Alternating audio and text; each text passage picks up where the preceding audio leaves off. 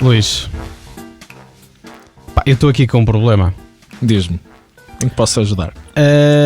Como é que se apresenta alguém que é escritor, locutor de rádio, geólogo, lutador de jiu-jitsu, etc, etc, etc. E faça um bom bacalhau com broa também. Fazes bom bacalhau com broa. Como é que se apresenta? Como é que apresenta-te tu? Achas que devo? Acho que deves. Sou o Luís, desde já agradecer o teu convite para estar aqui presente hoje neste estudo magnífico. Já te disse em off e volto a repetir aqui. Tem uma qualidade impecável. E é um gosto estar aqui contigo e responder às perguntas que queiras pôr. É? Vamos fazer uma conversa. Podemos começar pelos dinossauros. Onde é que nasceste? Pelos dinossauros? Sim. São Pedro Sul. Sou natural de São Pedro Sul e lá cresci. É uma cidade. Quando nasci era apenas Vila, ou seja, para teres uma noção da dimensão. E acho que é um bom sítio para se crescer. Perto de Viseu, ou seja, era uma vila grandita. Portanto, infância lá. E como é que é? Andaste infantário, andaste pela rua a brincar? Um misto dos dois, sim. Ou seja, em contrário do que se passa nas cidades, nas grandes cidades, a questão da segurança, acho que pondera-se quando se está a educar uma criança. E se vives no meio mais pequeno, onde se conhece toda a gente, podes deixar os miúdos explorarem um bocadinho mais. E eu acho que foi muito bom no meu crescimento. Portanto, andavas na rua livremente a brincar. E depois, escola primária, secundária, etc. Fizeste tudo por lá? Tudo por São Pedro Sul, sim. O que é que te fez vir para Coimbra? Foi pelos dinossauros. Não, pelos dinossauros, não sou muito adepto da parte de paleontologia, mas... Foi geologia, não é? Foi geologia, sim. Então vieste para cá, faculdade. Portanto, 18 anos, vieste até Coimbra. Vim com 19. E mais 19. E nessa altura tu já tinhas uma paixão pela literatura? Como é que era? Não, a história é interessante. Eu, até o 12º, nós somos obrigados a ler alguns livros pelo programa de português. E os exames e por aí adiante. E eu que li era os apontamentos Europa-América, como muitas pessoas. E nunca tive o hábito de leitura, era só o essencial para passar. E só aos 23 anos é que comecei a tomar o gosto pela leitura, e até uma história curiosa. E acho que define um bocadinho o mau programa de português. Eu li o Memorial Convento depois, e é um livro magnífico. A maneira como ele é lecionado, eu acho que o programa dedica-se ali a pormenores de alguns livros que nunca tiveram os alunos, e eu acho que foi um dos principais pontos que me levou a começar a explorar o mundo da literatura tão tarde. Com 23 anos já estava meio de curso, um pouco mais avançado, que eu também trabalhava e estudava, e depois comecei a ler e a perceber que realmente era um mundo admirável e que devia dedicar algum do meu tempo. Como é que se vai de geologia para literatura? Não tem assim uma ligação muito grande. Muito a ver. Eu acho que a escolha do meu percurso começou mal. No 9º ano és obrigado a escolher a área de estudos que quer seguir.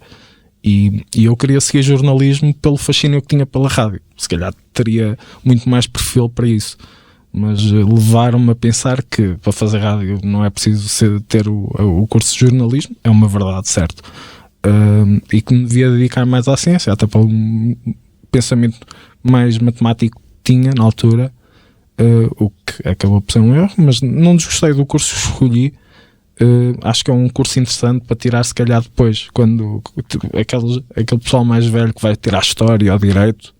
Eu acho que a Geologia podia se enquadrar um pouco nisso, até pela falta de trabalho na área aqui no nosso país. Claro que era uma realidade que eu desconhecia. Pois, se calhar outra coisa que devia estar presente nos programas era ensinar as pessoas a fazer, se calhar, uma análise de mercado. Sim. Um conceito difícil, mas... Eu acho que Portugal nesse sentido tem alguns problemas e, por exemplo, Geologia não consegue dar fluidez às pessoas que são formadas, tanto é que só há 3 faculdades atualmente a lecionar o curso, mas não deviam iludir. Eu percebo que é preciso manter os quadros altamente qualificados a trabalhar, mas põe-nos na investigação e durante uns anos não há necessidade de formar geólogos, por exemplo, não se forma geólogos. Pois. Não se ilude as pessoas, mais vale teres um curso técnico e se calhar seres bom nisso, Uhum. em vez de estar a criar uma ilusão. Então, e o que é que tu achas que... Disseste que a forma como a literatura é estudada na escola portuguesa não é assim muito cativante. Que títulos, que livros é que tu achas que deviam ser lecionados e de que forma? Como é que tu mudavas a forma de ensinar? Por exemplo, estava a falar no Memorial de Convento. Acho que é um livro pesado. Claro que eu tenho gosto pela história também, história de Portugal concretamente. Mas, por exemplo, o Ano de Morte de Ricardo Reis seria um livro muito mais interessante e até fazia uma simbiose interessante com o Fernando Pessoa, entre outros nomes. Os Maias, acho que é um livro um bocadinho maçudo. Se não me engano, era no 11º que davam os Maias. Sim, acho que sim. Muito descritivo, não é? É muito descritivo, é muito pesado, mas claro que é incontornável. E se fosse prémio Nobel, muitos dos autores diriam que com essa de Queiroz iria ganhar. Uhum. Claro que é um nome incontornável, mas acho que, não sei, parece muito pesado para para jovens. 15, 16 anos, não é? É um bocadinho pesado. Tu, portanto, entretanto, vais da geologia à escrita, à tua própria escrita. O que é que leste até começar a escrever? O que é que te inspirou? Se foi a escrita de outros, se foram vivências, o que é que te inspirou a escrever? Não, principalmente comecei a ler muito intensamente mesmo. Eu acho que no espaço de 3 anos li mais livros do que garantidamente grande parte da população. Todo o tempo livre passava a ler. E li essencialmente romances do século XX. Uhum. Camus, o Steinbeck, Hemingway, Saramago, muito Saramago. E eu acho que até me moldou um bocadinho a escrita. E é importantíssimo. Se quiseres escrever por uma vida muito enriquecida que tenhas, tens que ler também. As influências são bastante importantes.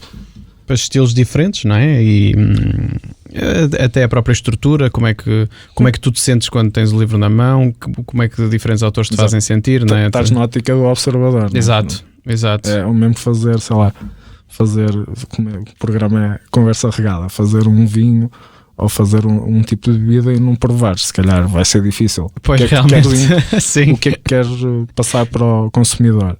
Pois. Ou seja, na literatura também acho que se assemelha como em todo o resto. Se não perceberes do que estás a fazer, tens que começar pelo menos a tirar alguns apontamentos de outros autores. E o que tu lês agora ainda é o mesmo tipo de livro ou lês outras coisas? Sim, mas divergi um bocadinho.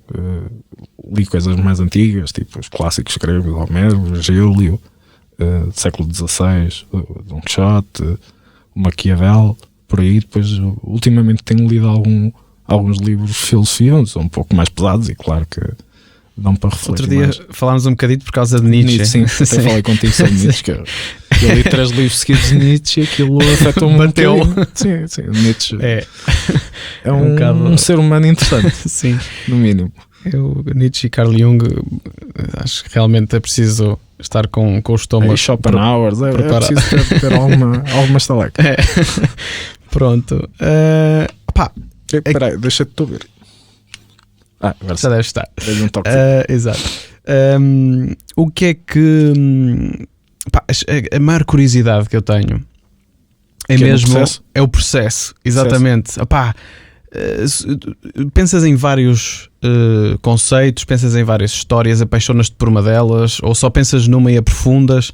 De onde é que vem a ideia de fazer um livro e como? Eu já escrevi um livro, mas estou para terminar agora um novo romance. Uhum. E o primeiro e o segundo segui o mesmo processo, que claro, só posso falar para mim, não posso falar para os outros autores como é que eles fazem, não sei.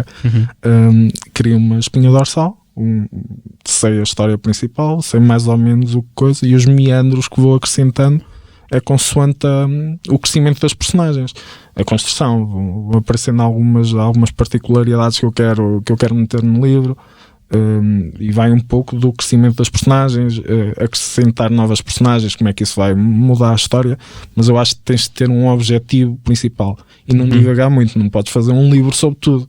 Pois. Mais fácil é sobre nada, como a série Seinfeld, que é a série das séries mais caras sempre. É mais fácil falar sobre nada que sobre tudo. Sim.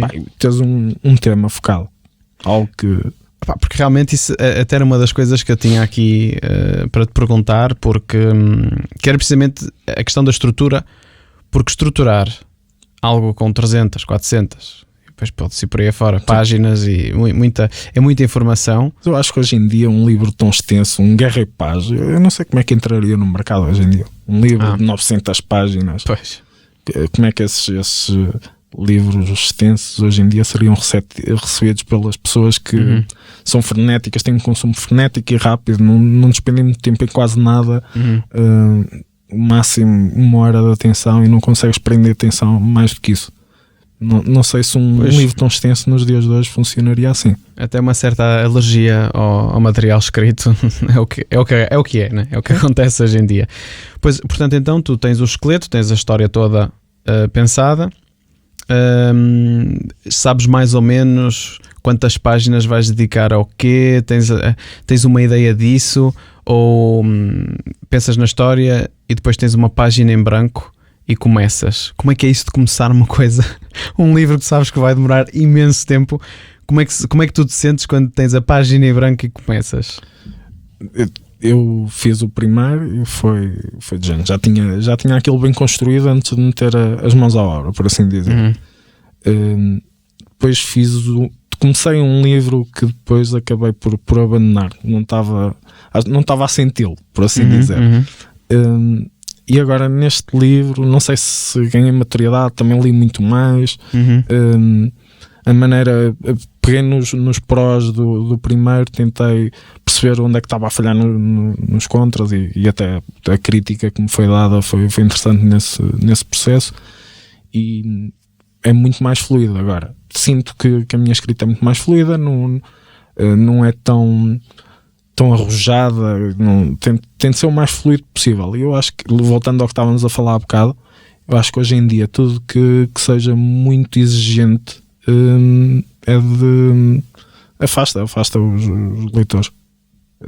E podes ver que o que nós consumimos nas redes sociais hoje em dia é o mais fácil possível. Sim, mais fácil é possível. São vídeos de 15 segundos. Depois, se começar a estender muito, já viras assim a cara do lado. E por falar em tempo, quanto tempo é que demoraste a escrever o livro? O primeiro foi 9 meses. Uau. 1 horita por dia, 2. Mas já ia com as ideias pensadas. Quando me sentava, já me sentava com... Tinhas tipo um objetivo, sabias, ok, hoje quero fazer isto, e tinhas aquela hora. Sim. Imagina, era o que eu estava a dizer, esses pequenos afluentes que iam aparecendo na história principal eram coisas que ia pensando que realmente valia a pena inserir, mas depois tens que romancear a coisa, encaixar no que estava para trás, porque senão ideias não é um livro técnico, é um romance, ou seja, tens que criar um enredo, senão é uma opinião só. Pois estamos a falar do Orador da Verdade. Sim. Que é a história de alguém que tem sido feito de fabrico de não conseguir dizer a mentira. Durante o processo de escrita, tu tens autocrítica, tens episódios de autocrítica. Como é que é isso? Como é que tu consegues não cair naquela asneira do perfeccionismo e não sair da mesma página, porque estás ali numa autocrítica tão grande que estás a julgar o parágrafo, a frase, a palavra? Como é que tu medes isso? Mas são as grandes barreiras na crítica, é saber quando há de dar o passo a seguir e não te prender numa só ideia, não estar ali a bater num ramo, senão começa, lá está, voltamos àquela questão, começa a ser cansativo. É preciso, volto a fazer uma analogia de fora. As séries hoje em dia têm muito mais twists, aquilo tem a ação constante, porque se for, tu vais ver Sopranos, é uma série fantástica, mas se tu fores ver Sopranos com a formatação que tens das séries hoje em dia, acaba por ser uma série muito lenta. Quando digo lenta, acaba por ser muito extensa. Num episódio de 20 minutos, se calhar fazia o que os episódios de 40 e tal, 50 minutos se fazia. Sim. Ou seja, parece que a narrativa dos Sopranos é realmente muito focada na história como um todo, e conta a história com mais calma, não é? com mais nuance, enquanto Game of Thrones, um episódio parece uma série. Sim, exatamente, é isso que eu estou a dizer. Eu acho que esse fone não quer ficar. Eu acho que hoje em dia também tem que se ver pela parte de ver na posição do consumidor. Então esse livro, tu desististe aí de um livro, qual era o tópico? Tu queres falar disso? Posso falar, sim. A ideia era uma razão qualquer. Isto foi antes do Covid, que era a parte genial. Agora se calhar era um best-seller. Pois. A partir dos 25 anos as pessoas morriam sem razão aparente. Pois era um pouco por aí. Como é que seria uma sociedade governada por jovens? Ou seja, sem experiência, é preciso experiência para estás em posições de interesse. Experiência de vida, não é? Errar é importantíssimo. Não tens tempo até aos 25 anos, se calhar, de construir. Claro, tens ali. Há pessoas que são especiais nesse sentido e se calhar são mais precoces. Mas acho que é preciso algum tempo para maturares e tomar decisões acertadas. Lá está, certo. Tens que errar várias vezes antes de tomar decisões acertadas. E era uma sociedade jovem, por assim dizer, que depois a razão, lá está, depois aquilo já tinha pensado mais ou menos qual seria a razão das pessoas morrerem. Seria uma espécie de um controle de população, uma espécie de uma coisa mais conspirativa. Sim. E depois no final sabiam que era uma... havia uma personagem que passava dos 25 anos e há uma patologia super rara que é alergia à água. Ou seja, eles envenenaram a água só por isso é que ela se manteve. E depois descobriram que era uma tramóia de pessoas muito poderosas no planeta para controlar a população. Sim. Ou seja, podia ser uma analogia ao Covid. Estou a ver, mas não foi por isso que desisti. Foi porque acho que há um filme que é parecido, que eles têm um relógio e disseram-me isso quando eu expliquei a ideia. Mas eu acho que nem ia ser muito por aí. Naquilo, eles ganham vida a matar pessoas, é uma espécie de Hunger Games, acho eu. Ou seja, eu até podia ter mantido a história e se calhar escrevi antes do Covid e dizer que aquilo era Covid e pronto, estava impecável. Mas então foi isso que te fez desistir? Também, sim. De certa forma, não te cansaste um pouco? Não, estavas a falar naquele muro, estás ali a bater no que é que fazes a seguir ou no perfeccionismo de tenho que evoluir aqui, estava muito estanque, as ideias estavam ali muito estanques e eu acabei por desistir, perceber que eram muitas barreiras a aparecer e agora este novo acho que já está muito mais fluido ou seja, faz sentido, acabas por perceber que faz sentido. E quando estavas a escrever o primeiro, alguma vez pensaste, a meio do processo, são 9 meses, é muito tempo, tu alguma vez pensaste, eu não consigo acabar isto é uma tarefa muito complicada? Uma tarefa herculana? Eu acho que não, acho que foi demorado porque realmente escrevia pouco tempo por dia. E agora este demorou muito menos. Porquê? Muito mais fluido na escrita, não bloqueava tanto. A história tinha um seguimento exponencial, vai crescendo a história, vai ficando cada vez mais interessante ao passar. No outro, lá está, acho que maturei um bocadinho, mesmo na opinião, a maneira como escrevo, toda a técnica que vais apurando. Eu não sei se isto também acontece na escrita. Eu quando fazia música apercebia-me de que se o processo, eu separasse o processo criativo do processo técnico, ou seja, porque na escrita acaba por acontecer a mesma coisa, tens uma coisa que é a criatividade, que é a história, né, que pode estar na tua cabeça, e depois tens a técnica, que é como é que a colocas e que palavras é que escolhes. Pensas também que essa questão de escrever rápido e depois fazer correções numa fase posterior ajuda-te? Sim. Por exemplo, estás a falar isso na música. Tu estás a construir uma história, mas tens algumas bengalas linguísticas, tens expressões que usas mais que outras, é natural. O teu vocabulário pode ser muito alargado, mas acabas de ter preferência por algum tipo de palavra e vais encaixar isso mais vezes. E às vezes essa é que é a dificuldade. Não podes estar estavas a fazer a analogia com música, não podes estar a tocar música e tocar sempre as mesmas notas, senão é muito monocórdico e na escrita eu acho que é muito por aí, está sempre a fazer a mesma descrição, sempre a usar os mesmos adjetivos. Isso é que é o principal desafio e podes correr esse risco se fores fazer vou escrever tudo, meter para lá e depois edito e vou transformando. Eu acho que se calhar mais vale perder algum tempo e construir a ideia e teres essas preocupações, ver o que escreves atrás, não tentar te repetir muito nas ideias, senão estás ali a cansar o leitor. Depois há outra questão que é a própria passar a informação para o outro lado. eu sinto esta dificuldade até com a fala, com a expressão falada normal, que é muitas vezes nós pensamos uma coisa, comunicamos outra e a mensagem é entendida por outra. Portanto, há 3 significados para aquilo que tu estás a pensar. Sim, mas isso são os segredos da comunicação, né? É perceber isso, é perceber como é que esse meio, como é que tu vais transformar esse meio, a perceber quem é que está a ouvir. Às vezes é importante. E como é que tu fazes para garantir que tu consegues transmitir a tua visão como tu queres, apesar de que a leitura de um livro é sempre altamente subjetiva, portanto toda a gente vai ver, vai visualizar uma coisa diferente. Acho que é a magia do livro. É altamente descritivo. Tu, se for, podes ver a casa de uma maneira como podes ver outra. Sim. Mesmo apesar de vai sempre buscar as tuas memórias, a tua vivência. Mas para garantir que tu comunicavas a história como querias, que técnicas é que usaste? Punhas outras pessoas a ler? Agora uma coisa interessante, e tu falasses, vai-te buscar memórias. Há uma técnica que usa, é não dar personagens não dar nome às personagens, tirando a personagem principal. E, por exemplo, quando falo de um advogado, quando falo de um condutor de autocarro, de um agricultor, o que seja, usar qual é o contributo, o pai, a mãe, um primo, não sei, o contributo que tem para a história, ou a profissão que tem, tu vais associar se calhar a uma pessoa. Dá-te mais asos, enquanto leitor, de construir aquela pessoa e não ser eu a moldar a pessoa, dar um pouco de trabalho ao leitor. Também é um pouco o que a leitura exige. É que o leitor construa um mundo.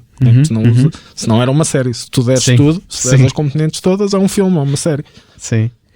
Sem a utilização de imagem, o suporte da imagem, eu acho que o imaginário o leitor pode expandir muito mais. E tu fizeste alguma folga? Tinhas aqui algumas folgas, descansavas um bocadito do livro e depois voltavas e lias o que tinhas escrito até então para perceber se o pace, se o ritmo estava certo, ou se a história estava bem construída, ou foi sempre a dar-lhe todos os dias? Eu acho que pausa, não sei se li. Eu acho que no processo todo desses 9 meses tentei não ler muito. Ou seja, eu leio com alguma frequência, e neste livro fiz o mesmo. Neste livro não li mesmo nada enquanto estava no processo. No outro li Os Irmãos Karamazov, que é um livro com uma imponência brutal, e senti que aquilo teve alguma, ali, certa parte do livro teve alguma influência. E Dostoiévski não é propriamente um autor fraco, ou seja, consegue dar a maneira como ele descreve a personalidade das várias personagens é brutal. Claro que é complicado equiparar-me ao Dostoiévski, lá está, mas e aí se calhar notei no período em que andava a fazer essa pausa, depois comecei a fazer uma descrição mais, afastar-me um bocadinho do que tinha escrito para trás. Ou seja, acho que não é essas pausas, ler outros autores ou fazer pausas, quebras ali um bocadinho o ritmo. E ler a tua própria obra, ou seja, fazes pausa e imagina, não escreves durante uma semana ou 2 e relês, e depois relês o que fizeste. Fazias bastante isso? Com que frequência é que fazias? Não muito. Eu também, lá está, isso voltar a parar para ler também é o mesmo, quebra um bocadinho o ritmo, mas tens de fazer assim, fazer uma análise, fazer para onde é que vou guiar agora isto. Se calhar não vou abordar mais este tema, não vou incidir tanto sobre esta parte e movo para o outro lado. Outra coisa que é uma curiosidade também que eu tenho, que é, imagina que eu escrevi um livro, estaria no mínimo a 9 meses de distância, porque não comecei, nem tenciono para já, mas ok, tens um livro na mão, tu consideras que está acabado, a obra está completa, depois como é que se faz a parte do empreendedorismo? Ou seja, depois quem é que tu contactas? Mostras a amigos primeiro? Não mostras a ninguém? Falas com... Não, é assim, depende. Eu pessoalmente acho que deves mostrar a pessoas que leiam, para teres uma crítica de alguém que tem alguma experiência na parte da leitura. Foi o que fiz. Dei o livro a várias pessoas que leem com alguma frequência. E depois a parte da edição, o que eu aconselho agora, o que eu fiz foi uma daquelas editoras que é chegas lá, apresentas o livro, compra X exemplares e é assim que eles trabalham. Acho que não é a melhor maneira. Se tiverem confiança na obra, e eu este que escrevi agora vou tentar isso, é inscrever em concursos, e assim acabas por também ter alguma publicidade, engagement com a obra, se correr bem. E mesmo que não corra, tens os formatos certos, eu acho que se calhar é a melhor maneira. Ou apresentar a editoras um pouco mais forte, e depois acabam por dar o feedback, também pode ser interessante, mesmo que não corra tão bem. Sim, tu ainda assim acabaste por depois ter uma segunda edição, não é? Houve duas. Sim. De Chiado Editora, depois lancei a segunda edição. Falando um bocadinho então mais especificamente aqui do Orador da Verdade, porque eu acho que é um daqueles livros que eu acho que é mais atual a cada semana que passa. E, portanto, este defeito de fabrico, tu consideras alguém que é incapaz de mentir como alguém que tem um super poder ou um super defeito na sociedade de hoje em dia? Seria um super defeito. Claro que aquilo é romanceado. Mas ele depois acaba por entrar no mundo da política e isso era impossível. Ou seja, mas a maneira como construiu a personagem acabou por dar ali umas abébias. Ele conseguiu, pelo menos durante um instante, até perceberem que era um perigo ter dentro de um partido um filtro, neste caso sem filtro, podia ser perigoso para o próprio partido. Pois. E eu acho que não iria funcionar, mas seria interessante. Aqueles se dizem dizer só a verdade, mas no fundo não. Só a verdade na política não funciona. A verdade deveria funcionar, devia dizer, mas vamos fazer estes ajustamentos porque houve uma má gestão da nossa parte, mas não dizem isso, não é? Pois, mesmo no dia a dia, portanto, mesmo que não tivesse tomado essa decisão, que tivesse tomado outro rumo na vida, essa pessoa, lá está, teria algumas dificuldades em tudo, né? Sim, mas eu queria ser o mais apolítico possível e não fazer uma crítica direta, nem dar. Mas é sem dúvida um caminho interessante, não é? Um mundo em que realmente isso era como ser um advogado que não podia mentir, era como ser. Sim, mas aí já é mais difícil. mas eu acho que o principal intuito do livro é fazer uma crítica à população que é impávida no que toca ao que decidem por nós. Hoje em dia continuas a ver grandes valores de abstenção e tudo é político. Eu acho que tem que se participar, independentemente de não concordar com ninguém ou não concordar como as coisas estão. Tem que se lá ir quando é pedido para votar e fazer o que se deve. Depois também existe outra coisa que é ok, não mentir implica que existe uma noção de verdade, mas há várias verdades, porque várias pessoas têm várias pessoas têm uma visão muito diferente do mundo, e parece que caminhamos cada vez mais para um mundo cada vez mais polarizado, em que mesmo que de repente toda a gente apenas conseguisse dizer a verdade, íamos ter pessoas com verdades muito paralelas umas das outras. As realidades são diferentes, não é? E como é que tu achas que seria hoje em dia se isso acontecesse assim? Não achas que podia ser até um teste interessante, um ensaio sobre a verdade, em que toda a gente podia dizer a verdade, ou só conseguia dizer a verdade? Exato. A Terceira Guerra Mundial.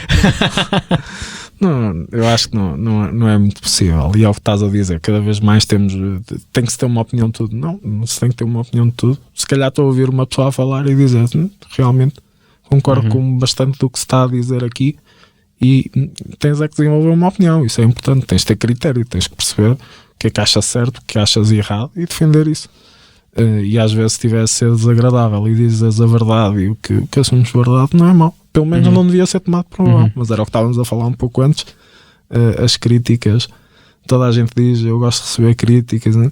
Há alguma hipocrisia nessa frase. Se fossem críticas duras mas lá está, as críticas também têm que ser algo que ajuda a construir um trabalho melhor, um futuro trabalho melhor, não é criticar só para botar abaixo.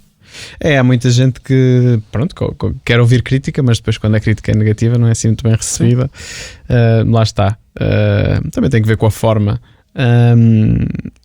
Quando nós falamos da verdade ser relativa, depois também me parece que existe cada vez mais uma tendência da negação ao processo científico e de todos os espectros, de todos os sítios da sociedade. Hoje em dia o negacionismo é uma palavra que não é desconhecida. Exatamente. E também a questão da lógica, ou seja, parece que muitas das decisões que são tomadas, e até decisões muito importantes, são muito mais emotivas do que racionais. E se calhar esse até podia ser um melhor ensaio, que seria um mundo em que as pessoas eram mais racionais, em que tomavam decisões, pelo menos as importantes, de forma racional. Isso era o mundo ideal. Lá está, isso era a utopia. Estávamos a falar de utopias antes de começar. Era a utopia de Thomas More, não era preciso justiça, porque as pessoas tomavam decisões racionais. Percebiam quais são as liberdades. Hoje fala-se muito em liberdades, mas será que as pessoas sabem qual é o conceito de liberdade? Eu, muitas vezes, eu tenho direitos. É direitos e liberdade, só dizem isto. Não percebem que têm deveres, que vêm adjacentes e que tens que os cumprir. Acho que foi Sartre que disse que a liberdade, eu não me lembro bem da quote, da frase, mas que a liberdade era uma prisão porque estávamos forçados, não podíamos decidir não decidir. Mas nós estávamos a falar de Nietzsche. Sartre também não é propriamente leitura, não é revista Maria. Não, eu só li a Náusea e... Pronto, mas pela viagem que tenho feito na pós-modernidade, encontro muita coisa que são análises interessantes do ponto de vista de exercício académico, mas aí está uma questão que dizer isso, qual é a consequência disso? Queremos acabar com a liberdade e acabar com essa liberdade de escolha, ou só estamos a fazer um exercício académico de falar sobre isso porque sim, é um exercício especulativo. Não podes acabar com a liberdade, senão acabas com a sociedade. É tão simples quanto isso. Ou começas com uma nova e que se calhar não é aquela que nós queremos. Não é uma democracia. E se calhar também não é assim tão nova. Mas isto para dizer o quê? Que depois é um problema, isto é um poder que os escritores têm. E mais uma vez, por acaso, até os pós-modernos têm um bocadito culpas no cartório nisto, penso eu, que é excelente fazer exercícios académicos e filosóficos e de pensamento, mas depois a interpretação de quem os lê depois é um perigo. Não é? Portanto, como é que tu vês isso? O impacto daquilo que tu escreves? Claro que são histórias bastante mais de entretenimento do que propriamente de reflexão filosófica, mas sentes que responsabilidade é que tu sentes perante os teus leitores? Mas deixa-me pegar em algumas coisas que disseste que acho que é interessante dar um toque. Estavas a falar de como se lê. Nós estávamos a falar de Nietzsche. Vou pegar novamente. A principal influência do Hitler foi Nietzsche. A maneira como ele vê. Tu vais ler Nietzsche um bocadinho adulterado pela irmã, supostamente, não é? Ouvi dizer. Sim, mas o que eu estou a dizer, tu vais ler a obra de Nietzsche e é um pouco assustador. Muitas das coisas eram replicadas pelo Hitler. Ou seja, é isso que estás a dizer, a forma e o próprio autor disse, o meu trabalho tem um problema, tanto pode ser, aliás, ele tem um livro que é Para Além do Bem e do Mal. Ele sabia que o trabalho dele podia ter várias interpretações. E a parte estavas a falar, os romances, eu acho que podem ter também, transmitir opinião, apesar de ser mais figurativo, metáforas e usar uma história muito romanceada, mas tu acabas por incutir ali alguns ideais que queres transmitir. Estou-me a lembrar que estava a falar ali muito Camus. Ele pode ser considerado um filósofo, no entanto escrevia romances. Mas sim, os escritores têm, eu acho que têm um poder de opinião, lá está. Se tiverem a capacidade de transmitir as ideias, é uma ferramenta muito, muito interessante. Nós até falámos um pouquito sobre o livro que estás a escrever. Consegues revelar do que é que estás a falar neste livro? Sim, não vou revelar tudo, senão claro.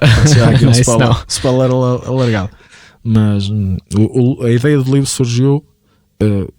Isto é natural que hoje em dia grande parte da população tem uma dependência pela nova tecnologia, pelos telemóveis, e tu vês na rua, não é segredo nenhum. Parece que estão hipnotizados pelas telas. Guilty as charged. Não, eu quando me falo, normalmente nos romances, os romances são críticas, é o ponto principal. E o principal criticado sou eu. Contra mim falo. Este romance, perceber que estava muito dependente. Isto aconteceu. A ideia surgiu de ter ido ver um concerto, estava para ir, era em Lisboa, estava para ir e vir no mesmo dia. Acabei por ficar lá. Estavam lá 2 amigos que não costumo privar muito com eles, e fiquei lá 3 dias sem bateria. Opa, foi incrível, diverti-me imenso. Falamos de temas super interessantes e eu pensei, isto é libertador. E depois acabei por fazer o mesmo no Festival Paredes de Cor. Eu fui ao festival, nunca tinha ido a um festival de verão, vivenciar mesmo, ficar lá a dormir, campismo, tudo, old school. E adorei, foi uma experiência incrível. Tive o telefone desligado e a aproveitar, e não havia tempos mortos. Distraía-me, falava com as pessoas e perceber que realmente estamos muito dependentes. Ou seja, e pensei escrever, mas depois, quando estás a criticar alguma coisa, tendes a exagerar um bocadinho. E o que acontece é uma personagem que tem dissabores com o uso de nova tecnologia e redes sociais, tem uma chatice e deixa completamente. Também tem essa facilidade porque a profissão permite. É uma professora de música de piano e também é pintora. E acabei por inventar um misto das 2 artes, que é um piano alterado. Ela põe pigmentação nas cordas, a pigmentação cai numa tela, depois ela pinta a partir daí, e é a grande especialidade dela. E depois, claro, tem mais surpresas, mas eu também não. já contaste muito. Já contei alguma coisita. Sim, mas percebe-se isso numa fase inicial, por isso. Ok. É um bom plot. E assim, pronto, e como é que é viver nos dias de hoje? Parecendo que não. Depois mando um mail, depois faço isto. Não, sem usar sequer. Se calhar tu não tinhas hipótese de trabalhar sem eu não podia. Aliás, a minha profissão é isso, é usar o vício das pessoas das redes para vender. É marketing digital, não é? Bom, é assim, se para falar do livro, sem falar muito sobre o livro, falas de alguma coisa tão criativa como essa, dás logo assim um trunfo, a destronfar logo assim, mete lá uma bisca. Quer dizer que o livro tem que ser mesmo muito bom e criativo. Onde é que tu vais buscar essas ideias? Surge, lá está, ler muito, costumam dizer o cérebro é um músculo, pronto, é um clichê, mas os clichês não deixam de ser verdade. E se tu lês bastante, acabas por ganhar alguns. O Saramago, toda a gente critica o Saramago. Era o Cavaco que dizia: leia-me nos olhos, lê Saramago, e não sei o quê. E era uma pessoa altamente criativa. Ele tinha uma imaginação super fértil. E acho que é um pouco por aí. É o que eu estou a dizer. As influências, o que lês é muito importante. E é importante para tudo, não só para quem quer escrever. Eu acho que no dia a dia tu leres e fazeres esse exercício de confrontar o que tu achas com, por exemplo, um autor. Podes não concordar com o autor, há autores que eu leio com mais facilidade que outros, mas pensar, ter um sentido crítico, acho que é muito importante esse exercício, e não ouvir uma opinião e nem sequer pensar nela e replicá-la. Eu penso isto porque sim, porque ouvi alguém com um trato na linguagem, gostei do que disse e pronto, agora é a minha opinião, e nem sequer pensas nela. Se calhar é contraditória até. Sim. Aliás, chega-se a um ponto em que tu já sabes se vais concordar com a pessoa ou não, sabendo quem é a pessoa. Sim. Ou seja, se calhar se pudesses ler um texto sem saber quem é que o escreveu, a tua opinião do texto ia ser muito diferente. Isso concordo bastante. E tem a ver com o que estavas a dizer. As opiniões estão cada vez mais polarizadas. Sim. E tu cada vez vais consumindo mais produto de X pessoa porque sabes que é concordante. Mas não, eu, por exemplo, ouço podcast de pessoas com orientações políticas totalmente diferentes das minhas. Também quero perceber. Não podes criticar, não podes dizer, se calhar vais-te rever em algumas das opiniões. Eu tenho um caso, não vou revelar que é o autor, um político que faz um artigo de opinião e eu revejo-me muitas coisas e está no polo oposto das minhas crenças políticas, e ainda assim acho que é importante e concordo com muitas coisas. Isso foi algo que nós até falámos antes de começar, e eu comentei contigo que tinha lido o Manifesto Comunista e outras coisas e afins, e parece-me mesmo muito importante porque para poder criticar alguma coisa, acho que antes de mais é preciso entender É preciso, e não é ler só porque, ok, eu li e agora arrumei, li, tick, checkbox, está lido. Não, é ler e tentar entender e perceber, e só assim é que se consegue também fazer uma crítica construída. Sim, não podes ler sem vontade do género, isto não tem imagens, que chatice. Não tem imagem. Vai ter que ser, não, quando vais ler, lá está, ler Claro. um manifesto não vais ver de ânimo leve, vais tentar perceber Sim, o que é que sim, leva sim, tantas sim, pessoas sim. a concordar com o que foi escrito, claro. Sim. As coisas têm que ser adaptadas a. Não vais ler autores do século XIX e fazer uma transferência direta para a realidade. É como, não podes condenar crimes que aconteceram a uma lei que não existia. Não podes fazer retroativos e tens de contextualizar no mundo atual. E há quanto tempo é que estás a escrever este teu livro da música barra pintora que usa o piano para... Eu posso rolar o nome também. É? Então diz. É mais simples do que isso. Exato, o título de uma tese. Sim. Não, o livro chama-se Desconectar. Um trocadilho, Sim, é dizer sim, conectar. Sim, ou seja, fazer sim. o trocadilho com desconectar das redes. Sim. E agora, ao tempo que eu estou a escrever a uma pergunta. Não te lembras? Mas o processo foi diferente do primeiro. Que quando eu dizia regularmente, todos os dias eu dedicava 1 a 2 horas ao livro. Aqui não. Faço 5 horas seguidas. Uau. E estou se calhar mais tempo sem escrever. Também é interessante. E era o que estávamos a falar há bocado. Ou seja, as pausas que estavas a falar, se calhar agora faço.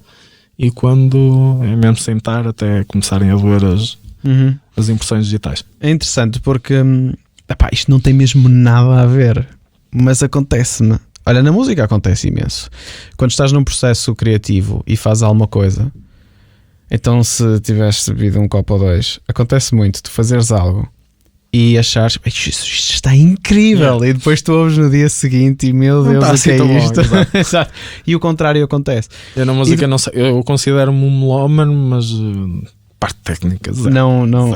Nunca produziste ou fizeste assim uma sei tocar os inícios de umas músicas engraçadas e mal. Mas deve ser um processo muito mais complicado. Lá está, depende. Eu acho que depende muito lá está, do músculo que tu trabalhas. Mas fazer uma música é muito mais complicado que fazer um parágrafo. Mas é isso que estás a dizer, estavas a falar na parte. Se calhar nunca desenvolvi isso, não é? Uma música tipo Bohemian Rhapsody pode ter tanto trabalho como um livro. Porque envolve... Imagina, por exemplo, o cinema envolve tu escreveres, gravar, cinematografia, portanto, que lentes é que tu usas, a luz, e portanto envolve muito mais coisas. Eu penso que na música, mesmo que seja só um instrumental, realmente, mesmo que seja um solo de piano, a forma como tu compões um solo de piano para passar... Imagina que é tu transmitir sentimento sem poderes recorrer a palavras. O cinema parece muito mais fácil teres recurso a imagem, pois, etc. Também é um facto. Teres mais ferramentas. Claro que é difícil produzir, mas tens mais ferramentas. E é isso que estás a dizer. No que é que na música vais incutir? Estávamos a falar na escrita há bocado. O que é que estou a escrever? Tenho que dar asas ao leitor para pensar isto ou não, ou dar completo sentido crítica para quem está a ler preencher os brancos. Na música ainda é muito mais complicado. Tens de ter uma melodia que funcione, que seja várias melodias sobrepostas, e às vezes só com um instrumento, que é super complicado. Eu por acaso gosto muito desse desafio. Não costumo publicar as coisas, mas faço. Acho que até podes ter ali uma certa vergonha. Acho que não deve ser. Acho que podes ter um feedback positivo ou alguma coisa, uma crítica que possa levar a um caminho interessante. Eu admiro bastante qualquer tipo de música, não. Eu acho que é a coisa certa. Não interessa, independentemente do gosto, não. Acho que há músicas melhores que outras e há estilos musicais melhores que outros. Eu aposto que tu és um grande fã de funk. Sim, todo eu sou funk. Sim. Aquele funk brasileiro incrível, naturalmente. Não é o funk, é o funk. E assim num dia especial meto um reggaeton. Sim. Okay. Quando me sinto especial, atenção, todos os dias. Atenção, não é para ser snob, eu só acho que realmente existem composições musicais e de letra que são um pouquinho mais complexas. Estavas a falar da Bohemian Rhapsody, foi um escritor, um compositor, é uma música fantástica. uma música qualquer da Beyoncé. Eram 10 escritores, não sei quantos compositores.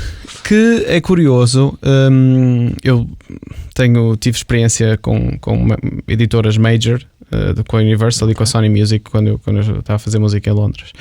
E eu trabalhei nesse mundo e eu digo-te já, é uma pressão gigante. Certo, sim. E conseguir criar música que seja apreciada com mais ou menos profundidade, mas que venda, música vendável, tem desafios absolutamente para vingar, muito difíceis. Já vi isso antigamente, a qualidade que não tinhas de ter para chegar a esse patamar de gravar. Hoje em dia num estúdio qualquer, eu se calhar aqui tens mais qualidade de estúdio do que tinhas assim, qualquer editora de grande Pois em nome. qualquer televisão mesmo, imagina a qualidade de imagem e som que nós temos aqui, era impensável em qualquer estúdio do mundo tu conseguires fazer uma coisa dessas numa televisão, quer dizer, Sim. porque a próprio broadcast para a TV perdia a qualidade e nós aqui conseguimos fazer streaming a Full HD ou 4K e pôr no YouTube amanhã. É inigualável. Aliás, live, a qualidade, até pode ser live. É inigualável a qualidade. Antigamente era preciso ser-se muito bom. E não é que antigamente é que era bom, eu sou muito contra essa frase. Sim. Mas às vezes é um facto. Tens o caso, estávamos a falar dos Queen. É incrível o que se fazia com as condições. Então, as três condições magníficas. As dificuldades técnicas de gravar na fita e de editar era ir e cortar a fita e colar outra vez. Sim. E havia outra coisa que eu não sei se deves ter essa ideia. Hoje em dia, gravando digitalmente, na realidade a qualidade é muito superior. A mesma qualidade do som. Mas a maior vantagem que tu tens é não pagas fisicamente fita, não é? E as mesas de mistura no Final Cut e no Logic e no Pro Tools, etc. Tu consegues ter mais de 1000 faixas. No Logic tem um limite de 1000 faixas. Ou seja, tu podes gravar a tua voz não sei quantas vezes, não sei o quê. Os Beatles gravaram com 4 faixas. O que é que isto significa? Que, para teres uma ideia também, imagina que tu gravavas a guitarra. Hoje em dia tu podes gravar a guitarra várias vezes, fazer várias layers, etc. Na altura eles gravavam a guitarra e, por exemplo, o baixo, ou a bateria e o baixo, porque o kick, pronto, uma questão de técnica, mas aquilo ficava gravado na fita. A seguir gravavam a voz e iam ter que gravar por cima daquela fita. Sim. Ou seja, tu, com essa limitação de faixas, não havia autotune, não havia correção de timings, não havia nada. Aquilo tinha que ficar como estava live, era como ficava. Hoje em dia, alguém que não saiba Beatles, cantar... é como cotonete, entrar no ouvido. Qualquer música de Beatles hoje em dia era um hit na rádio. Sim. Super amigável a música. Sim. A música deles. E lá está, tinhas de ter essa capacidade de produzir música com uma qualidade produzir dessas. E da própria técnica de cantar, conseguires cantar afinado no tempo, de conseguires tocar afinado no tempo. Eu vi bastantes coisas sobre isso na altura e foi interessante que eles também tiveram aquele sucesso todo, porque antes de gravarem eles faziam muito live shows. Eles tocavam, tinham muita prática. Então eles, quando chegaram ao estúdio, aquilo foi quase só gravar. Foi automático, sim. E acho interessante porque ainda há pouco estávamos a falar da influência noutras pessoas, portanto aquilo que tu escreves, a forma como influencia outras pessoas. Eu ainda nem sequer li o teu livro das redes sociais e eu, enquanto estou exato, ok, já lhe dei outro nome, está certo. como é que é? Desconectar. Desculpa lá. Sim, mas é o crítico, é o que fundamental. Foi o que bateu. Sim. Foi o que bateu aqui. Porque já estás a ter feedback. Mas é o tema. E é isso que eu quero criticar. E o que acontece é que eu estou a falar contigo, estou a ter uma conversa sobre música que também está a ser uma coisa interessante. Estamos a divagar completamente. Sim, mas é o que eu estou a dizer. Eu não conheço os termos técnicos, mas também não sou provavelmente um leigo e associo as coisas. Sim, mas acho interessante. Eu percebo. Acho interessante a conversa ir por aí.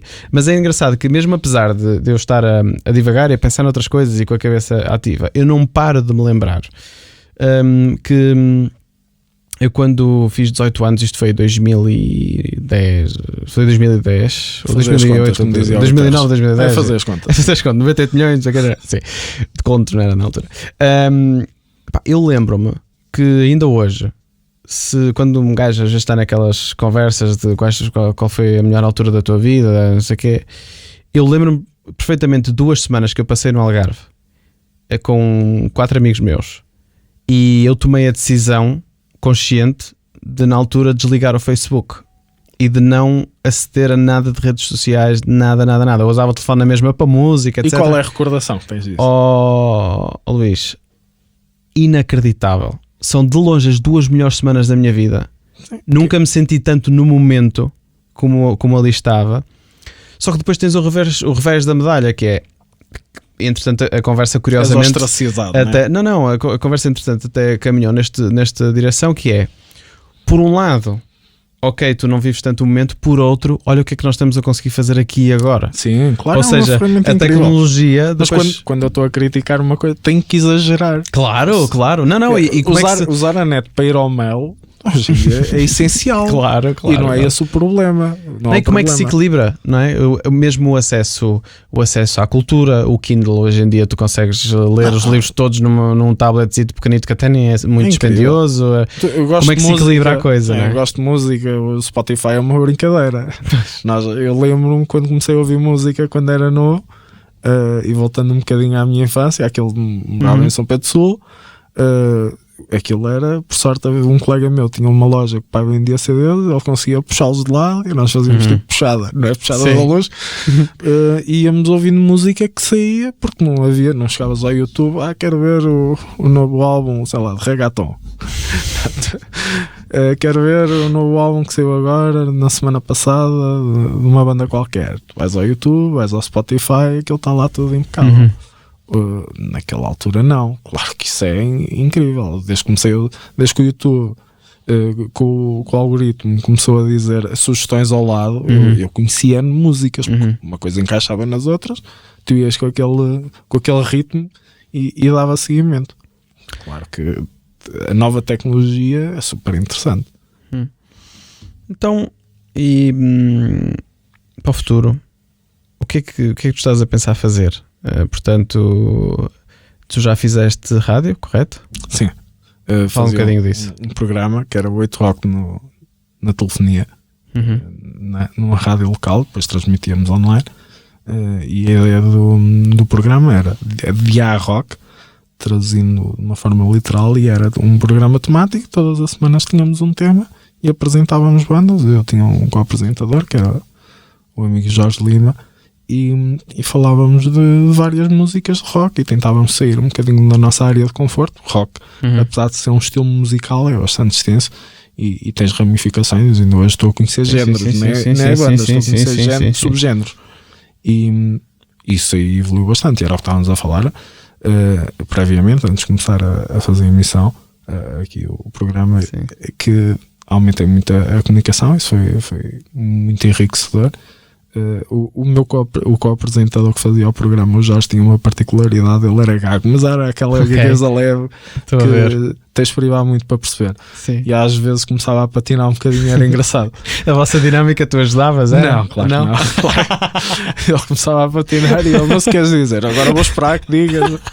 Às vezes ajudava, quando via que aquilo estava a patinar muito, mas ele próprio, isto para dizer, não estou a usar com o rapaz, aliás, ainda há dias estivemos a falar, um bocadinho talvez, e ele próprio admite que aquilo melhorou bastante até na maneira como ele comunicava, e ganhou alguns truques para comunicar, e eu acho que nisso o programa foi brutal. E eu adoro música e conheci 10 vezes mais bandas que eu conhecia antes. Pois, ainda por cima lá está. Estava sempre a pesquisar. Aquela questão de quando tens uma rotina de estar a trabalhar numa coisa durante X tempo por dia ou por semana ou o que for, depois lá está. É uma rotina, é algo que vais fazer frequentemente e depois vai acumulando, não é? Tem aquele efeito de acumulação. Sim. Os hobbies nunca são somente hobbies, não é? Tens de dar trabalho. Claro. Sim, para conseguir ter resultados. Um hobby, eu acho que não é de resultados. Se te interessas muito numa coisa, vais ter que estudar. Por assim dizer, ou vais ter que praticar, se for um desporto. Sim. E isso nós fazíamos uma preparação bastante. Mas tu também fazes um desporto, não é? É verdade. Isso dá-te disciplina, praticas jiu-jitsu, não é? Sim. Dá-te disciplina, do que é que tens a dizer sobre? Seria interessante. Eu acho que uma arte marcial numa fase precoce da vida, quando se é mais novo, é bastante interessante, por isso, pela disciplina. Aliás, pelos pais de crianças que praticam artes marciais, por norma, dizem que eles melhoram muito na atenção, na disciplina, acartam mais não digo ordens, mas tem uma. Estão mais atentos. Eu acho que isso é importante. Para mim, eu acho que é mais libertar a estamina e relaxar, descomprimir. Eu acho que tira o stress, exige fisicamente. Aliás, nós paramos agora 3 meses por causa do Covid, não é? Por causa do Covid, e voltamos agora. E eu comecei na segunda-feira e todo de raço. À tarde eu ainda estou meio dorido, movimentos assim muito rápidos. Não. Ou seja, exige bastante, mas por um lado é bom, tendo a ter uma alimentação mais saudável, uma vida mais regrada, já não tantos abusos. E estes 3 meses acabei por não ter a parte desportiva tão acentuada, ou seja, levo um bocadinho a sério, e acabei por comer pior, beber pior, ou seja, acho que é uma mais-valia. Completa-te então o teu desenvolvimento pessoal, até ajuda bastante. Eu costumo dizer, para o corpo é desporto, o jiu-jitsu, para trabalhar a cabeça é ler, e para unir tudo para a alma, para ser um pouco mais romântica, é a música. Eu acho que a música tem. E então, na música tu também tens aí alguma coisa que publicas na internet, não é? Sim. Falas... Sim, posso falar um pouco sobre isso. Tenho o programa 8 Rock na telefonia, por causa da distância, e não é muito prático. Tenho feito o 8 Rock no digital, ou seja, passamos para uma plataforma digital, são diretos no Facebook.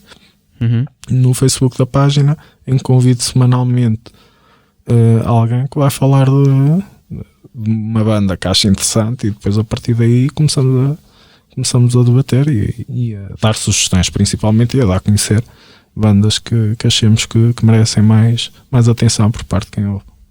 Lá está alguém que escreveu o livro das redes sociais, e está nas redes sociais, e vou continuar a estar, exatamente, e faz parte. Mas é muito interessante nós fazermos essa questão do impacto que um romance pode ter. Acaba por ser uma reflexão, uma história com personagens, mas acabas por fazer uma reflexão sobre aquilo. E, por exemplo, quando fores ver um museu, vais estar menos preocupado em tirar uma foto e partilhar com o mundo. Vais à net, fazes o Google, vais ao Louvre, fotos de Louvre, tu tens visitas em 3D, é ridículo. Não. E fotos com bastante melhor qualidade. A história do Tiago e do Luís, tão linda, que bonito, obrigado. Não foi a Rita Pereira, só parece que era privilegiada por estar no Vaticano. Estou a partilhar com vocês. Obrigado. Não, eu acho que a preocupação é estar lá e tentar sentir a envolvência, e não estás tão preocupado com isso, e libertar-te um bocado, naturalmente no dia a dia. É uma distração, estás ali, é uma fuga um pouco para descansar a cabeça dos problemas diários. Eu percebo disso. É engraçado que hoje em dia, eu, por exemplo, eu não costumo tirar muitas fotos, selfies nem tiro. Portanto, é uma cultura que me ultrapassa um bocadinho. Senão também não estava. E às vezes eu noto que, se estiver, por exemplo, a fazer uma viagem com alguém que tem essa cultura e que gosta muito de fazer isso, até acha um bocado estranho. Mas tu não tiras umas fotos? Mas isto é uma paisagem fantástica. Já estás tu a tirar. Exato, depois manda umas fotos. Estás a ver? E não digo que não tire, digo que não faça umas fotos de uma paisagem que eu adorei, Imagina, coisa que me quero recordar. Mas vou ver um concerto. Há 2 maneiras de ver um concerto. Tiro a foto da praxe, lá, início do palco, ao meio. Mas não estás com o braço no ar. Agora, hoje em dia, antes queres. Agora é telemóveis a tapar a vista, e parece, olha, para isso ficava em casa e via o direto da pessoa que está aqui à minha frente, que não está a aproveitar o concerto. E alguém está a filmar o concerto com muito melhor qualidade, de certeza. Portanto, o teu telefone, é isso que eu estou a dizer. Dá sempre essa questão. Chegas ao Google ou ao YouTube, quero ver um concerto, e vês o concerto filmado pela banda como deve ser. Existe aqui outra comparação que também, se calhar, não tem muito a ver, mas tem. Eu tive a felicidade de ir ver a Fórmula 1, e eu sigo as corridas todas. Qualquer coisa. E vejo, assim, houve. Tu és um apaixonado. Muito. Mas para teres uma noção do que se está a passar na corrida, a televisão é muito melhor. Porque a televisão diz-te quantos segundos é que eles estão atrás uns dos outros e quem é que já foi à boxe, quem é que não fez, não sei o quê. Ver ao vivo, o carro a passar, o barulho, o chão a tremer quando o carro passa. Sim, sentes realmente. E é assim, que seja a vibração. eu acho que é o mesmo com a música. De certa forma é o mesmo com o cinema. Mesmo que tu tenhas um sistema fantástico de cinema em casa, mesmo que tenhas um cinema em casa, sim, o facto de exatamente estás com outras pessoas, a chatice do pessoal com as pipocas que eu odeio, mas faz parte da experiência. Não, numa comédia, rir e tu te sentes um pouco mais abraçado. Sim, acho que é uma experiência. Aliás, mesmo o futebol, que eu hoje em dia não acompanho, é o que se passa com a Fórmula 1 que estavas a falar. Sim. Com uma câmara vejo muito melhor, mas ainda assim os estádios continuam cheios, não é? Aliás, por alguma razão. Exatamente, e é uma coisa que eu, por exemplo, eu não sigo futebol praticamente. Não é praticamente, eu não sigo futebol. Comecei a praticar jiu-jitsu também, isso e o Jorge Jesus. Deixei de ver futebol. Mas apesar disso, eu lembro-me perfeitamente de ir muitas vezes ver jogos e realmente vê-los presencialmente não tinha nada a ver. Eu penso que muitas vezes se perde um bocadito disso. Havia outro filósofo, como é que ele se chama? Baudrillard. É aquele que faz de simulacro, que ele fala da hiperrealidade. E é engraçado que ele falava disto nos anos 80, que é, e aliás, no início dos anos 90 ele falou da guerra no Golfo e de que aquilo que nós vimos não foi a guerra no Golfo, foi uma hiperrealidade, foi aquilo que a CNN quis mostrar. Sim. Sim, a parte da média tem muito, mas ele vai mais longe. Ele fala também, pronto, ele tem coisas que eu concordo, coisas que eu discordo, mais outros pós-modernos. Mas eu não conheço. Mas é interessante. Mas ele diz, por exemplo, que nós próprios criamos a nossa própria hiperrealidade porque passamos a ser as causas que defendemos, ou seja, identificamos-nos como alguém. Por exemplo, eu sou vegan, eu posso identificar-me com aquele grupo de pessoas, ou com alguém que se veste de determinada maneira, ou com alguém que pratica uma determinada ação, o que quer que seja. E ele falava da criação da persona, da hiperrealidade, que cada um deixava de ser ser o seu eu, não é? E passava a ser quem queria mostrar. Sim. E nessa altura não havia redes sociais. E o que me surpreende muito é que hoje em dia isso é toda a gente. Toda a gente tem uma persona, uma hiperreal, em que em vez de tu partilhares os teus altos e os teus baixos, mas que acaba por ser quem depois tu expressas com os teus amigos, porque depois as pessoas veem-te nas redes sociais e tu só normalmente, estou a dizer a generalidade das pessoas só partilha a parte boa e depois parece que toda a gente está super bem resolvida e está tudo, e se calhar não, e se calhar todos temos momentos maus e não os depois essa expectativa, lá está, tu partilhas tanta coisa boa que acabas por ter dias piores e claro. Como todas as pessoas. E isso aí, essa expectativa que tu crias e lá está, essa personagem que tu constróis depois não corresponde à realidade e há ali uma frustração. Acabam por as pessoas ter desilusões porque essa construção é muito perigosa e tens de ter abertura e perceber. Por exemplo, estavas a falar de ser vegan. Eu já partilhei refeições onde estavas e não estava a comer vegan, não me começasse aos berros, assassino. Não, pões os teus pontos. Se me perguntarem, normalmente, que eu prefiro evitar esse tópico de todo, mas normalmente perguntam. Quando são pessoas novas ou que não estão habituadas a estar à mesa com alguém que tem essa mas podem fazer uma das contas. Não achas que vês interesse até pelas pessoas a tentar perceber como é que tu adequaste a dieta e como é que passaste? Eu acho que muita gente. Eu acho que é mais por aí que podes converter alguém que achas que há a dieta que deve ser tomada e certa, e cada vez mais é uma corrente que deve-se ter em conta. E estava a falar contigo, cada vez consumo menos carne porque lá está, a digestão até é mais difícil e tenho uma dieta muito rica em vegetais. E eu acho que a melhor maneira de converter é tentar mostrar que o processo não é assim tão difícil. Sabes o que é que eu tenho percebido? Eu tenho-me apercebido que o melhor que se pode fazer é viver uma vida preenchida, uma vida com significado, uma vida que me orgulhe, sem tocar no assunto. Porque muitas vezes o que acontece e no meu meio... Dizer, isso aí é que é o problema, é dizer eu sou vegan, entras no... diz o teu nome. Olá, sou o Tiago, não. Sim. Caga nesse passo. Sim, eu sou vegan e sou o Tiago. Sim, exato. Já agora também chamo Tiago. Eu acho que isso aí não é a postura que se deve ter, independentemente de, sei lá, eu gosto de jiu-jitsu. Olá, sou praticante de jiu-jitsu, sou o Luís. Exato, ou escritor. Gosto de rock. Fala mais, vamos falar, evangelizar. Sim. Temos aqui este álbum, tem que ouvir este álbum. Sou escritor, você devia ler isto.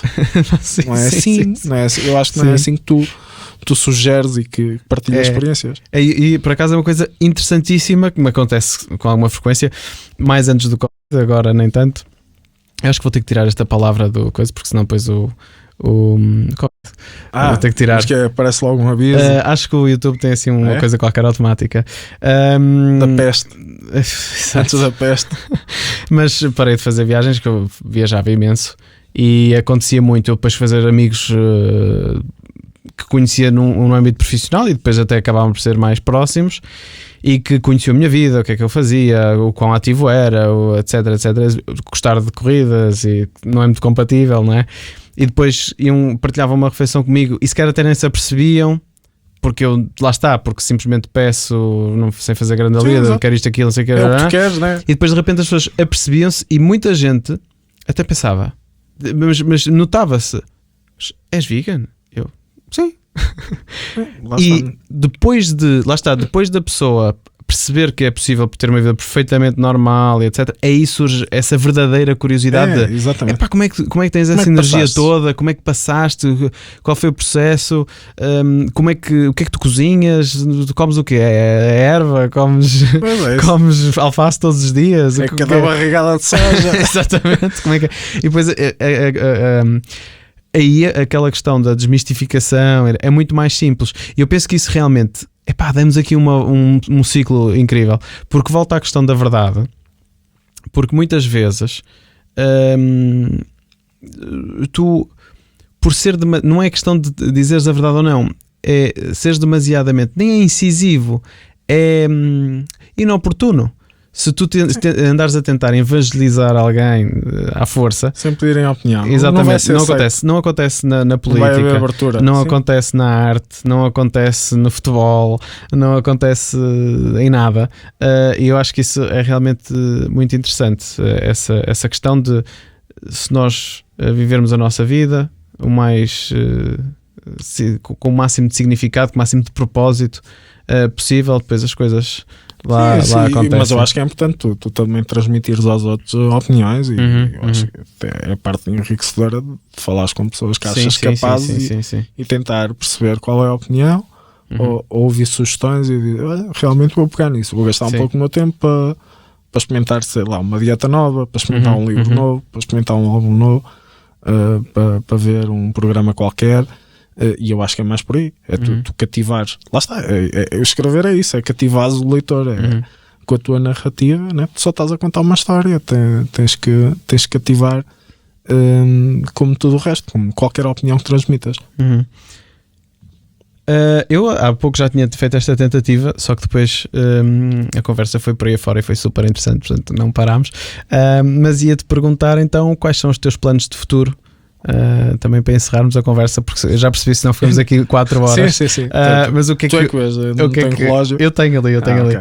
O que é que tu planeias a curto, a médio e longo prazo? Quais são os teus planos? A curto prazo é este projeto que tenho, e a parte daquele programa que estávamos a dizer, mas isso eu acho que é mais um hobby e tem que ser vivido como um hobby.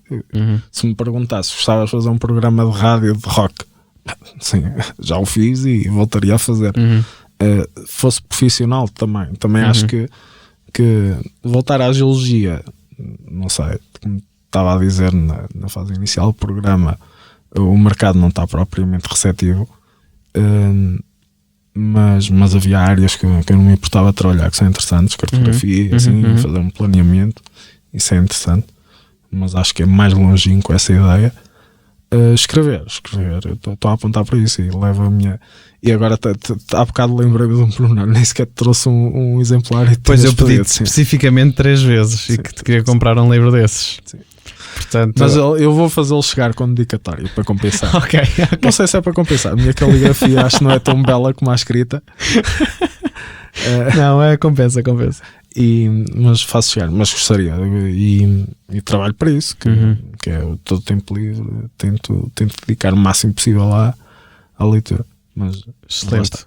Continuar com estes projetinhos e é uma maneira de passar os tempos livres de uma forma mais ativa, transmitir. Acho que dar a conhecer algumas coisas é interessante. É mais por aí. E tu vieste São Pedro do Sul para Coimbra? Não tens intenções de sair? Gostas mesmo de Coimbra? O que é que te atrai em Coimbra? É uma cidade interessante. Tem alguns problemas, como é lógico, mas com licença. Eu acho que tem uma vantagem. Não é uma cidade tão populada e tão confusa como Lisboa e como o Porto, e acabas por ter acesso. Imagina, queres fazer alguma coisa, tens fácil acesso, e se quiseres ver um concerto ou uma peça ou o que seja, facilmente pegas num comboio, vais até Lisboa e não tens chatices que é com portagens e tens uma vida minimamente tranquila. Lá está, posso fazer um outro desportozinho, posso, sei lá, ao fim de semana ir ver um copo com os amigos. Também gosto muito da equidistância. Ficar meio. Há um centro urbano e ao campo, ou seja, tu facilmente dás meia dúzia de passos e já estás em Prancova ou no caminho até lá, que é lindíssimo. A Penela, também aprecio muito isso. A posição de Coimbra está aqui, pivoteia uma série de zonas, o Luz, o Bussaco, a Figueira, são zonas muito, muito bonitas e é muito rápido. Pois, Portugal é exato, mas aqui no distrito e à volta, consegues aqui no centro ir a sítios lindíssimos. Nazaré também não é assim tão longe, portanto, muito facilmente chegares a sítios lindíssimos aqui. A natureza do nosso país ter uma área tão pequena é interessante nesse sentido. E lá está, a geologia pode não me ter dado trabalho na área, mas deu-me o privilégio de conhecer o país de les a les. E há sítios absurdos. Nós todas as semanas normalmente tínhamos uma saída de campo, era algo com interesse, ou seja, não dá vontade de tirar esse curso agora. Estás a ver, é um curso que é como história, é interessante, mas é mais tarde para autorrecreativo. Mas normalmente eram paisagens brutais, não é? Tinhas fenómenos geológicos nesse sítio, e foi uma experiência agradável. Lá está, estás a dizer mesmo, aqui tens uma natureza muito rica, não só na parte geológica, mas como todo o resto. Acho que é um país bastante interessante. E Lisboa, a urbe, por assim dizer, não é tão interessante. O stress todos os dias, estás todos os dias no trânsito 2 ou 3 horas. Estou aqui, apenas 15 minutos até te assustas. Morei em Londres e sei que não é isso que eu quero. Desisti e vim, troquei Londres aqui por Coimbra e não me arrependo. Claro que as oportunidades aqui se calhar não são tão óbvias como em Lisboa, mas a qualidade de vida não. De certa forma até acho interessante nós próprios criarmos as nossas oportunidades. E acho que quanto mais as pessoas têm esse espírito, mais oportunidades se criam para outros também. Ou seja, pois quanto mais empreendedorismo e quanto mais as pessoas quiserem fazer o seu próprio destino, independentemente do sítio onde estão, acho que é o melhor contributo que podem dar aqui à cidade e ao próprio país. Exatamente. A questão é, hoje em dia com a internet, e lá está, estávamos a falar de eu ir fazer um livro em que critico as novas tecnologias, mas é essencialmente como disseste, as redes sociais, e é isso o principal alvo. Mas hoje em dia tu antes tinhas que mandar cartas e tinhas que mandar, não, tu hoje com o mail tratas qualquer assunto independentemente do ponto onde estás, e isto da peste veio-nos fazer perceber que podemos trabalhar em casa, distante, para qualquer país, exatamente. Ou podes estar na guarda no meio da serra e estás a trabalhar em casa e estás numa paisagem brutal, ou estás na tranquilidade e não precisas ter aquela azáfama citadina todos os dias, sempre ali a aborrecer. Respirar os escapes. Luís, escapezinho tem muito tanito. Está com muitos taninos. Luís, um prazer. Gostei muito de ter cá. Muito provavelmente, é assim, a conversa foi circulou e foi Pois por aí não sei fora e voou e espero voltou. não ter-te aborrecer, Não. aborrecido nem aborrecer quem nos Eu veja. também espero que não, eu desfrutei muito da conversa. Espero que possamos então depois, mais tarde, até podemos falar de outros tópicos e se calhar até ter uma conversa mais livre, assim, Sim, sobre tópicos assim um bocadinho mais random. Exato. Olha, uma boa aplicação de tópicos. Eu estava a dar até no programa do Bruno Nogueira uma aplicação que gerava tópicos de conversa. E tínhamos que falar. Isso era brutal. Não, era uma boa aplicação. Eu não sei se existe. Eles até exageraram um bocadinho. Era uma aplicação que vinha um pombo correio, pagava tipo Uber Eats, mas no episódio, por acaso, a série está bastante engraçada. Mas eu acho que era uma aplicação interessante. Se calhar vamos fazer isso, um chat roulette de tópicos. Ok, pronto, olha, obrigadíssimo. Obrigado. E até ao próximo episódio. Obrigado. Tchau.